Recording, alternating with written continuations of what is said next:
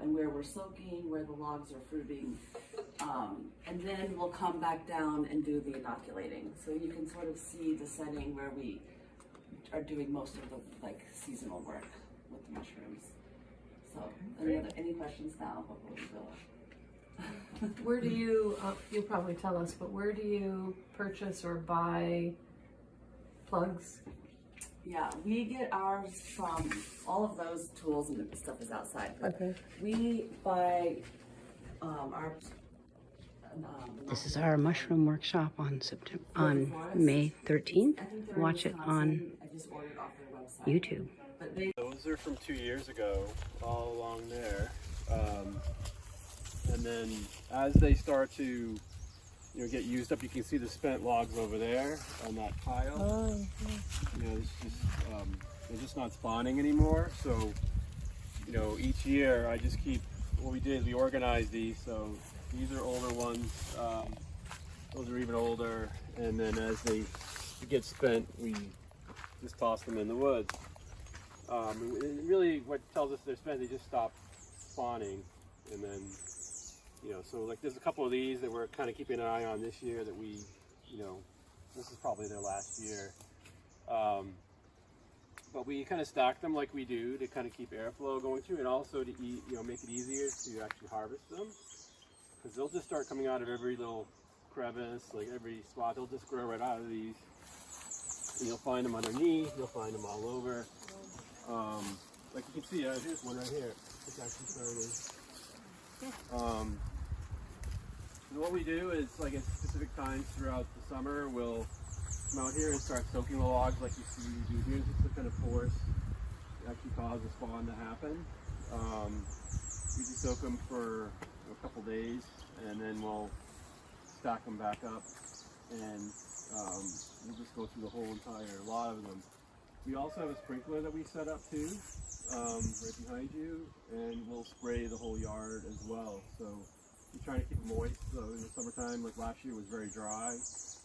And we would come out. So we had a spawn earlier this spring, just a natural spawn. I think it was on these logs, right? It was on the new, like when we first came up here, the logs that we inoculated last spring were starting to fruit. Okay. And that's when we decided to start soaking to force the fruiting.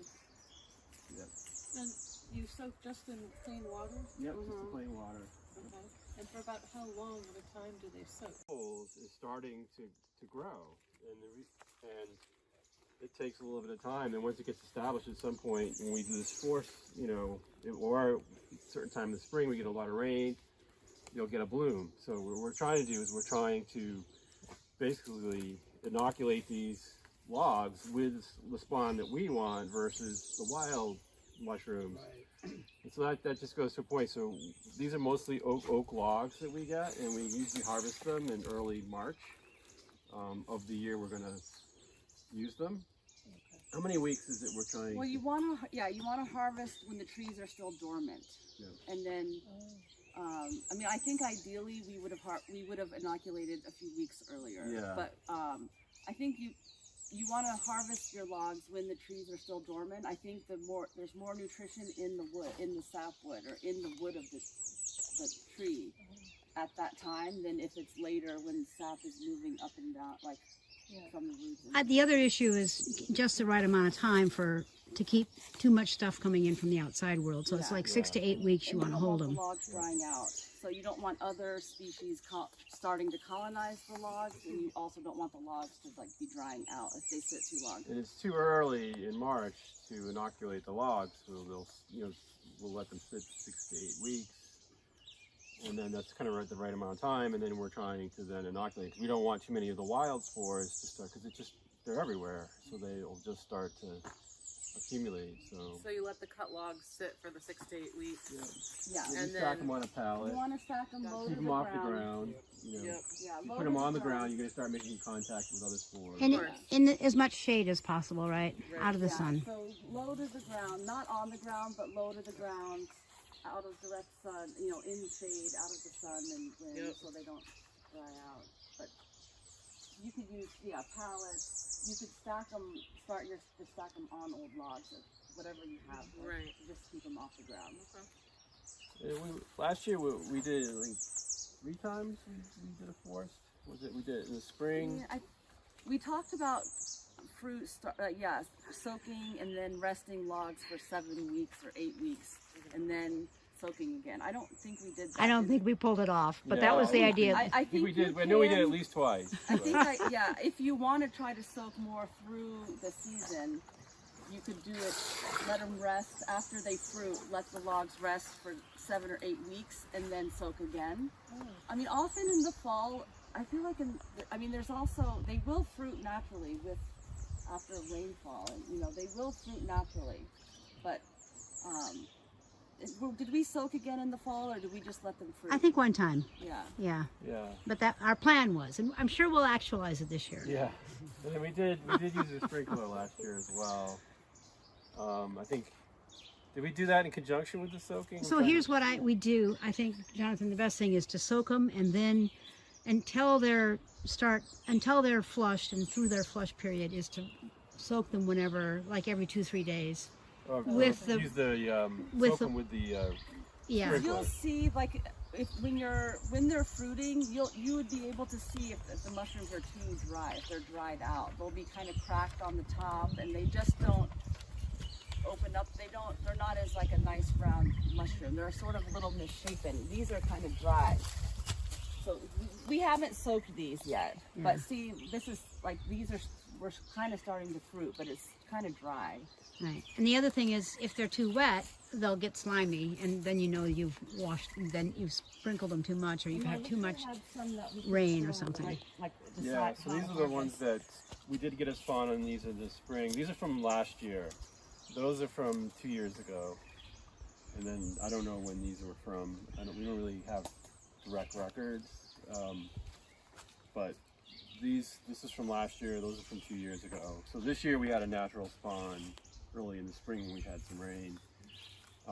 Last year was a very dry year, so we had to do more of the sprinkler. Because if you get rain in between, if you you do the soak and then you get rain in between, you don't need to put the sprinkler on them. So last year was so dry that we didn't really get much rain over the course of the summer, so we had to do it ourselves. How many times will they fruit in a year? Just once? Or No, I think 3. Up to, probably 3 you could get. Out of the one time of putting the inoculant in the plugs? Yeah. These all get inoculated Just just once one time. in their and life. then that mycelium, it colonizes the log. I see. And so throughout the life of these logs, we're You going to never be have harvesting to for put more in, shiitakes. so- No, always just start new ones for the next year. So I mean, if then- you want to have a good supply, you start a new set every year. Gotcha. So we'll start new logs today, but then we won't try to force fruit those until next spring is when those will start to fruit. So it takes, probably not a full year for the mycelium to colonize the log, but we'll just set those aside, the ones we are going to inoculate today, and the mycelium will just be growing in the logs for the next year or 10 months or so. Yeah, if you think about their job is to break down the logs so that it turns back to soil again, right? So if you look at these logs over here, those were just inoculated once at the same point, just like we're going to do today. Those were inoculated probably like 5 years ago or more, and they're just in the process of breaking down, and And you can feel how light some of these are. Like they've just kind of eaten up all the nutrients. So let's put a log up here. We can look at it. We're gonna drill. We want to start the holes. We're gonna create a diamond pattern. Basically, we'll start holes maybe an inch or so in from the end of the log, and then every 4 to 6 inches we'll make a hole. Yeah, these are short. And then you'll turn the log, and a couple inches from that, from your last hole, you'll offset the holes. So when you look at it, you'll see kind of a diamond pattern. So starting in from the end of the log and then drilling 4 to 6 inches apart, and then 2 or so inches from that hole, you'll offset another row of holes. so it works good to work as a team. team. You have one person kind of doing the drilling, the other person rotating the log. So those are 2 jobs. And then there'll be a group of people who will be taking a hammer and just taking the dowels and just banging them in. Yes, I'll rotate for your And drilling. then moving down the line, and then there'll be people on the end will just be taking a little bit of wax and just lightly putting it over the plug just to keep it sealed in there. And then when we're done, we'll load them in the bucket of the tractor, and at the end we'll bring them back up and stack them. Yeah, so these are the dowels. They grow the mycelium on like a wood dowel, and then they're cut into these 1-inch plugs. So cool. How long will they last in the fridge? I think a while. Quite a while. Yeah, I'm not sure exactly. I think a few months at least. Yeah. And now, after you get it all done, and then the wax, do you put them in water again, or sprinkle them to get them moist again? Or? No. I think if your logs were really dried out, maybe you would want to soak them. Maybe before you were gonna inoculate, soak them overnight or something. But Okay. These just get stacked up. We don't stack them like in the pattern like you saw up there. We just stack them like as logs because we're not really worried about. They're not going to spawn this year. Okay. These are just being set aside I see. to just sit and start their process. And then next spring we'll then stack them into kind of Lincoln log type stacks, and then Okay. start the process next year.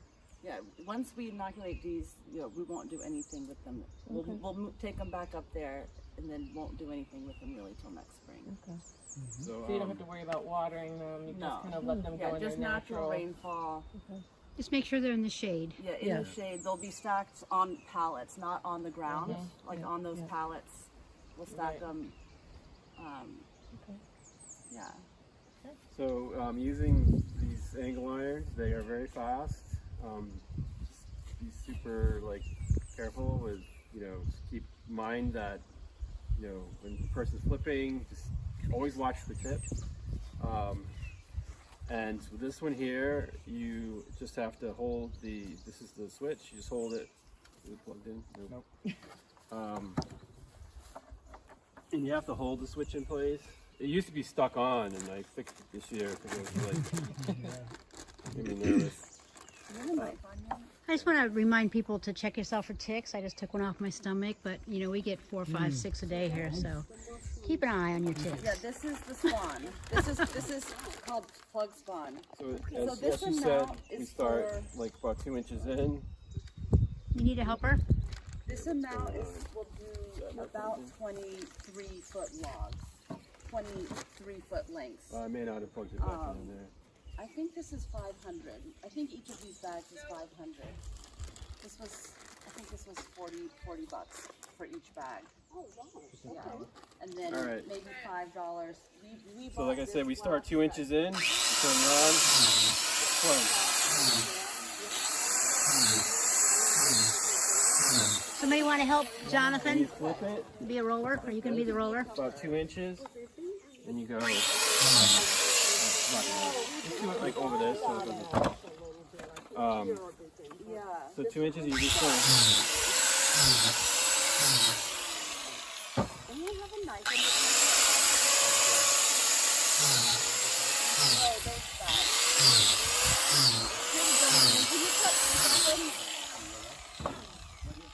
Sorry. slice across there?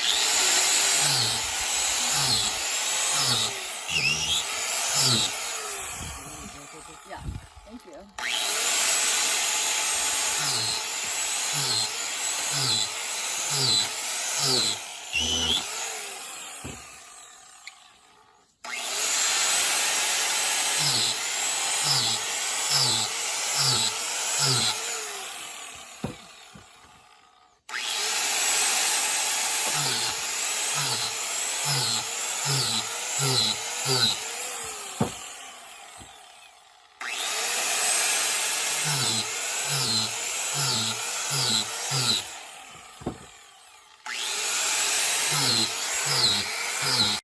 So to turn it on, you We just could work flip together it over to like pound that. in the plug. So push this open. Wanna grab it So here? you're just going to pound just it goes on in and off. so that Who wants to the flip? plug is just flush with the If log. you don't have glasses, you can use these. Do you have? Those are covered. I'll You'll cover flip. those. I can be a So double it flipper. starts like 2 inches in, we go about 4 inches. Okay.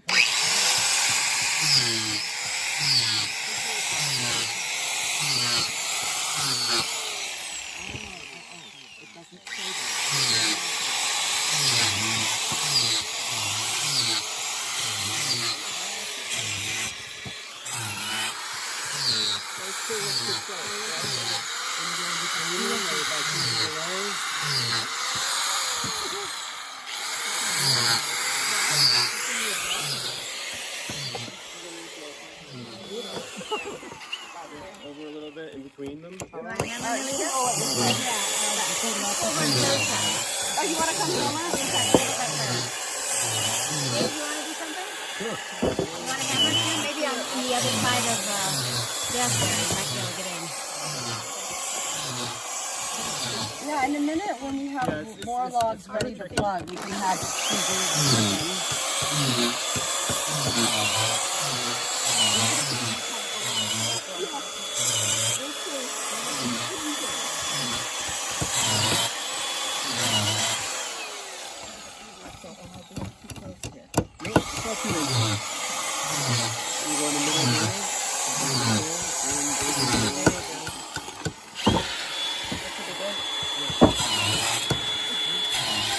Get into the rhythm.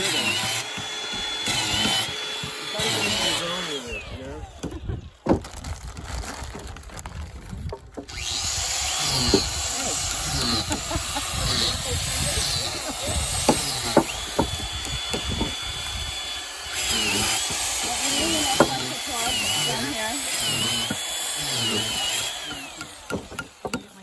Tim, we can use 2 quarters. Yeah, we have two.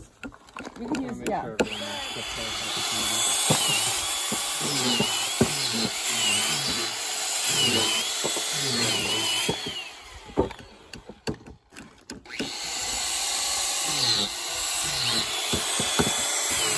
Just a little bit over. Is that enough? Yeah, that's enough. Just to seal it so it doesn't dry out. Yeah. And I think it does also protect some like squirrels or something coming and trying to eat this. But mostly to keep the hold the plug into the log and protect it from drying out.